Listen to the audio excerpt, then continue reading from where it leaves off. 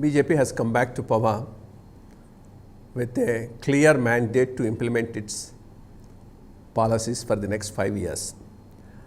I was always telling in a video earlier also, the Indian electorate is a very, very intelligent electorate, and whomsoever they want to give, they give them a clear majority so that they don't have a problem in implementing the agenda they have in mind for the people of India. This is all the more remarkable because out of about 540, 550 seats in the Lok Sabha, BJP has only contested in about 440 to 450 seats, about 100 seats mostly in South India. They were not a major force and they never had any hope of winning. So, in about 450 seats, they got about 303 seats, which is highly remarkable. Now that they are back in the saddle with full majority, the agenda for the next year is going to be crucial for the development of the country as well as with reference to the future of that party itself. Let's see one by one what should be the priority of this government for the next 5 years. I would put eradication of corruption and giving a clean administration as the first priority for this government.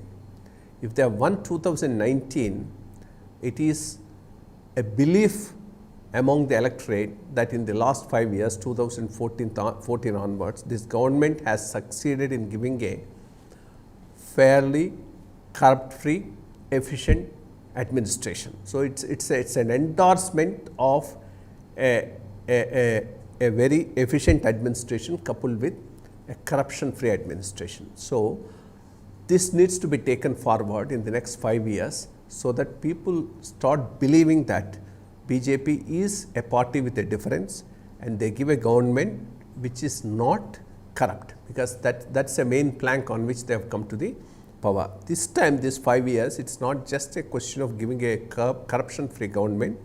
They should also concentrate on bringing to book all those stalwarts in the Congress party and other parties which are aligned with it, who enrich themselves at the cost of public by in terms of different schemes, corruption, etc., scams. So, all those needs to be taken to their logical conclusion, and those people are made to stand in trial for the wrongdoings that they have committed. This is going to be a very, very important issue. Second, the demonetization was a major event which people bore all the problems associated with it, with the fond hope that government would utilize the information that they would be getting as part of this whole exercise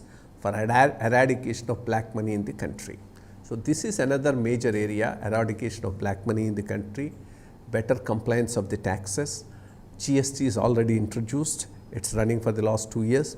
They should now rationalize the rates so that the burden on the people overall will come down. So, this follow-up action on the demonetization information that the government has come, eradication of black money and unearthing all of that and bringing it to the white economy is going to be another major area of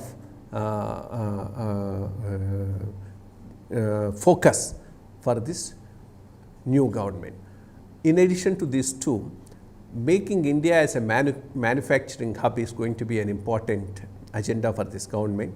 2004 to 14, India missed a tremendous chance of becoming a manufacturing hub of the world, and this initiative and advantage was taken away by China at that time.